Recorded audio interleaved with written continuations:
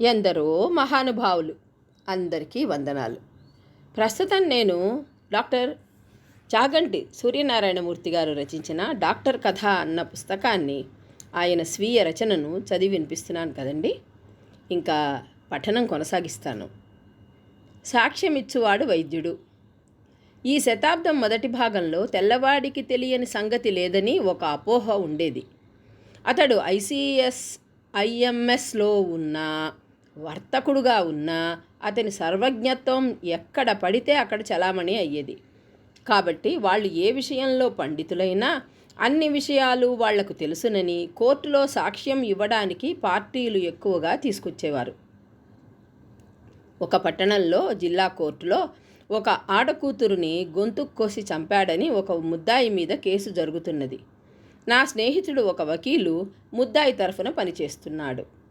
ఆ ఆడది ఆత్మహత్య చేసుకున్నదని, గవర్నమెంట్ డాక్టరు చేసిన శవపరీక్ష రిపోర్టు వల్ల, మెడ మీద ఉన్న గాయాల తీరు మొదలైన ఇతర కారణాల వల్ల ఆమె గొంతు ఆమె కోసుకున్నది, కానీ ఇతరులెవ్వరూ కొయ్యడానికి అవకాశం లేదు అని అతని వాదం. ఒక ఘరానా డాక్టర్ యొక్క సాక్ష్యం ఇది నిరూపించడానికి ఆ వకీలుకు కావాల్సి వచ్చింది. మా ఆసుపత్రిలో తెల్ల డాక్టర్లు 3 ఉన్నారు. కాబట్టి వారిలో కల్లా పెద్దవారి దగ్గరకు తనను తీసుకొని పోయి సాక్ష్యం ఇమ్మని సిఫార్సు చెయ్యమని నా స్నేహితుడు వెంటపడ్డాడు. ఇద్దరం పోయి దొరగారిని బంగళాలో దర్శనం చేశాం. దొరగారు ఖర్చులన్నీ పెట్టుకుని 1000 రూపాయలు ఇవ్వగలడా మీ పార్టీ అని అడిగాడు. నా స్నేహితుడు ఒప్పుకుని డబ్బంతా ముందుగానే అడ్వాన్స్గా ఇచ్చేశాడు. దొరగారు ఆ వకీలుకు నన్ను చూపించి, ఈ పిల్లవాడు కొత్తగా పరీక్ష పాస్ అయి వచ్చాడు, దీనికి సంబంధించిన శరీర శాస్త్రం అంతా అతనికి క్షుణ్ణంగా వచ్చి ఉంటుంది, వాయిదాకు ముందు 10 రోజులు ఈ సాక్ష్యానికి సంబంధించిన అన్ని సంగతులు నాతో పాటు పాఠం చెయ్యమనండి అన్నాడు. నేను నా స్నేహితుడు సరే అని ఇంటికి వచ్చాం. మరికొద్ది రోజులకు వకీలు దొరగారికి ఫలానా తేదీన మా కేసు వాయిదా వేశారు, తమరు సాక్ష్యం ఇవ్వడానికి దయచెయ్యాలి అని టెలిగ్రామ్ ఇచ్చి కాపీ నాకు పంపించాడు. అప్పటికి ఇంకా 3 వారాలు పైగా వాయిదాకు వ్యవధి ఉన్నది. కాబట్టి దొరగారిని దర్శనం చేసి కేసు సంగతి జ్ఞాపకం చేశాను. ఆయన మర్నాడు రాత్రి నన్ను రమ్మని నాతో పాటు శవపరీక్ష చేసిన డాక్టరు రిపోర్టు, గొంతులో ఉండే రక్తనాళాలు ఏవి ఎక్కడ ఎట్లా ఉంటాయో విశదీకరించే శరీర శాస్త్రం కొంతసేపు పాఠం చేసి, మళ్ళా 1-2 రోజుల్లో మెడలో ఉండే అవయవాలన్నీ యథాతథంగా పెద్ద సైజును చూపించే చిత్రపటాలు తీసుకురమ్మని నన్ను పంపాడు. ఆయన చెప్పిన ప్రకారం ఈ పటాలన్నీ తీసుకొని పోయి మళ్ళా వెళ్ళాను. కానీ ఏదో మిష మీద ఠలాయించి వాయిదాలు వేయడం సాగించాడు. ఆఖరికి ఇక కోర్టు వాయిదా 3-4 రోజులు ఉందనగా కొంచెం అవకాశం చూసుకుని ఆయనకు మెల్లగా కోర్టు వాయిదాకు హాజరు కాకపోతే సంభవించే చిక్కులు సూచించాను. తుదకు ఆయన గుటకలు మింగి, చూడు తమ్ముడు, ఎప్పుడో చిన్నప్పుడు చదివిన శరీర శాస్త్రం అంతా నాకు జీవితమంతా జ్ఞాపకం ఉంటుందా?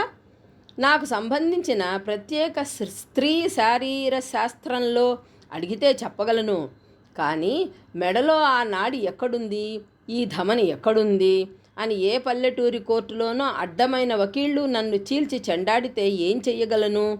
కాబట్టి మనం ఈ కేసులో నుంచి విరమించుకోవడం ప్రశస్తం. ఇదిగో నేను తీసుకున్న మొత్తం చెక్కు ఇచ్చేస్తున్నా అన్నాడు. నా క్షమార్పణతో ఈ చెక్కు మీ వకీలు స్నేహితుడికి పంపించి ఇంకొక డాక్టర్ని సాక్ష్యానికి చూసుకోమను అని చెక్కు బుక్కు తీసి చెక్కు నా పేర రాసి ఇచ్చేశాడు.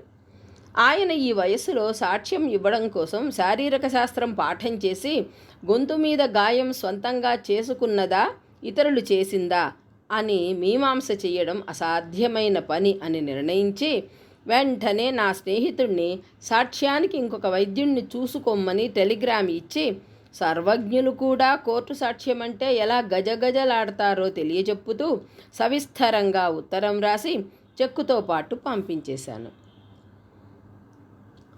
స్త్రీ శిశు ఆసుపత్రిలో ఉండే మేజర్ జనరల్ గిప్పర్డ్ గారిచే స్థాపించబడిన ప్రసూతి వైద్యశాస్త్ర కళాశాల ఈ శాస్త్ర శిక్షణలో జగద్విఖ్యాతమైంది. దీనిలో సుశిక్షితులైన వారిలో అనేకులు ప్రఖ్యాత ప్రసూతి వైద్యులు, ప్రసూతి శాస్త్ర విద్యా అధ్యాపకులుగా కీర్తి గడించారు. ఆ గిప్పర్డు దొర రోజుల్లో జరిగిన దినచర్య యథాతథంగా చూపే ఆసుపత్రిలోని పాత రికార్డులు, రోగుల చరిత్రలు పరీక్షిస్తే ఆయన వైద్యులను ఎంత శ్రద్ధతో తర్ఫీదు చేసేవాడో గోచరమవుతుంది.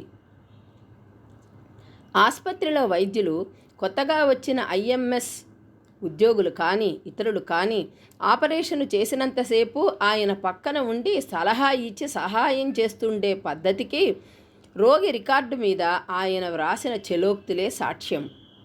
ఒక గర్భిణి వేవిళ్ల బాధతో చాలా శుష్కించిపోయి ఆసుపత్రిలో చేరింది.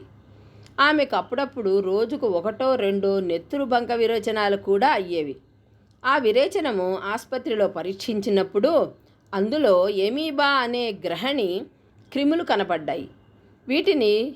వీటి యొక్క వైద్యం అర్జెంటు అనుకుని ఆయన కింద పనిచేసే ఒక ఐఎంఎస్ క్యాప్టెను ఐపికాక్ అనే ఒక గ్రహణి మందును పెద్ద మోతాదులో వాడాడు. ఈ మందు గ్రహణిని తగ్గించినా తగ్గించకపోయినా వాంతులను ఎక్కువ చేసింది. పులి మీద పుట్ర అన్నట్లు అసలు నిస్త్రాణ మీద ఈ వాంతులతో రోగి అంత్యదశలోనికి వచ్చింది. ఆమె రికార్డు మీద గిబ్బర్డ్ ఇలా రాశాడు: ఈ కెప్టెన్కు బహుశా నెత్తురుబంక విరోచనములో ఒక ఎమీబా ఉంటే అది రోగిని నిమిషాల మీద చంపుతుందని గట్టి నమ్మకం ఉన్నట్లు కనపడుతోంది. లేకపోతే ఎవరిని అడగకుండా ఇంత పెద్ద మోతాదు ఐపికాక్తో ఈ భూతవైద్యం ఇప్పుడేమిటి? ఈ రోగి చావుకు కారణం మొదటి వేవిళ్ళో పైన చెప్పిన ఐపికాకో ఇప్పుడు చెప్పడం కష్టం అని రాశాడు. ఇంకో రోగి రికార్డు మీద ఇలా వ్రాశాడు: రోగి నడుము చాలా సంకుచితము, శిశువు తల చాలా పెద్దది. ఇంత తల సహజ మార్గాన బయటకు తీయడానికి అవకాశాలు కనపడవు. శిశువు సజీవంగా కనపడదు. తల్లి 2 రోజుల నుంచి ప్రసవ వేదనతో బాధపడుతున్నది. శిశువు తల శస్త్రం చేసి కాన్పు చేయడానికి అనుమతించవలసింది అని కెప్టెన్ రాశాడు. శిశువు జీవంతో లేకపోతే పై ఆపరేషన్కు అనుమతి ఇవ్వడమైనది అని వ్రాసి ఆపరేషన్ ఎలా చేస్తున్నాడో చూద్దామని వెళ్ళాను.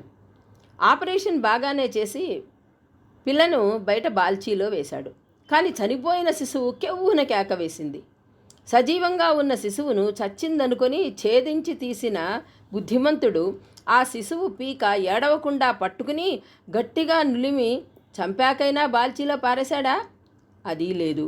ఇప్పుడు ఈ ఆసుపత్రిలో నా సమక్షంలో ఈ కెప్టెన్ చేసిన శిశుహత్య పాతకానికి మా ఇద్దరకు తగిన ప్రతీకారం చెయ్యమని దేవతలతో శిశువు ఘోషించింది.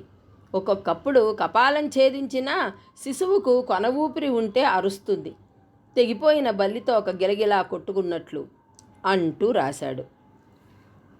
ఇలా ఉన్నాయి ఆయన చలోక్తులు. మొదలియార్ యోగ సాధన. మా స్నేహితుల్లో ఒక అసిస్టెంట్ సర్జన్కు యోగ సాధనలో చాలా అభిరుచి ఉండేది. ఆయన చింతాద్రిపేటలో ఉండే ఒక గురువు దగ్గరకు ప్రతి సాయంత్రం యోగ సాధన కొరకు పోయేవాడు. ఆయన బాగా చదువుకున్నవాడు, దయాశీలుడును. మాతో అప్పుడప్పుడు ఆయన, మనం చదువుకున్న శరీర శాస్త్రమే వేదమని నమ్మకండి. మనిషి అంటే కండలు, ఎముకలు, విటమిన్లే కావు. దైవాంశమైన ఒక వస్తువు మన అందరిలోనూ ఉంది. ఆ అతీంద్రియమైన వస్తువును అర్థం చేసుకొనుటకు మన శరీర శాస్త్రాలు మొదలైన వాటిని ఉపయోగించకండి అని హెచ్చరిస్తూ ఉండేవాడు. ఒక రోజున ఆయన మాలో కొందరిని తన గురువుతో పరిచయం చెయ్యడం కొరకు తీసుకుని వెళ్ళాడు. ఆ గురువు ఒక వయసు మళ్ళిన మొదలియారు. చింతాద్రిపేటలోని ఒక చీకటి సందులో ఉండేవాడు. ఆయన ఇంట్లో మాత్రం 4 వైపుల నుండి వెలుతురు వచ్చే ఒక హాలు ఉండేది.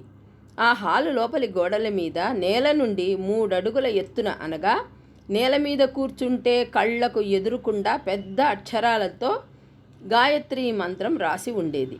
మేము అక్కడికి వెళ్ళేసరికి ఒక 20 మంది శిష్యులు నేల మీద కూర్చుని పైకి గట్టిగా ఆ మంత్రాక్షరాలు చదువుతున్నారు. గురువుగారు హాలులో ఒక చివర కూర్చొని మా వంటి ఆగంతకులు అడిగే ప్రశ్నలకు జవాబు చెబుతూ ఉంటారు.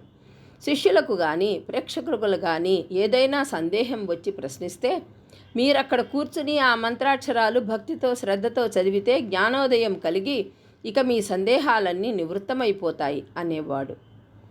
ఆ హాలుకు 2వ చివరన ఒక పెద్ద పటం ఉండేది. దానిలో ఉన్నది ఓం అన్న ఒక్క పెద్ద అక్షరం. దాని కింద చిన్న లిపిలో ఉన్మాద వైద్యశాలలో అంటే 1910 మొదలు 1916 వరకు అని ఉండేది. మా స్నేహితుడితో 2-3 సార్లు అక్కడికి నేను వెళ్ళాను. కానీ ఈ పటం యొక్క తాత్పర్యం బోధపడలేదు. చివరకు ధైర్యం చేసుకుని నా స్నేహితుడిని దాని అర్థం ఏమిటి అని అడిగాను. మా గురువుగారినే అడగండి, ఆయన ఏమీ అపార్థం చేసుకోలేండి అన్నాడు. తుదకు ఒకనాడు సవినయంగా గురువుగారిని దాని అర్థం సెలవివ్వమని కోరాను. అప్పుడు ఎంతో ప్రేమతో నన్ను దగ్గర కూర్చోమని ఈ అపూర్వ గాథ చెప్పుకొచ్చారు. ఇక్కడితో ఈ కథ ఆపేస్తానండి. తిరిగి తరువాయి భాగంలో కలుసుకుందాం. అప్పుడు గురువుగారు డాక్టర్ గారికి చెప్పిన అపూర్వ గాథ గురించి ముచ్చటించుకుందాం. అంతవరకు సెలవు. మీకు గనక డాక్టర్ కథ నచ్చితే లైక్ చేయండి, షేర్ చేయండి, సబ్స్క్రైబ్ చేసుకుని నన్ను మరింతగా ప్రోత్సహించండి. ఉంటానండి. నమస్కారం.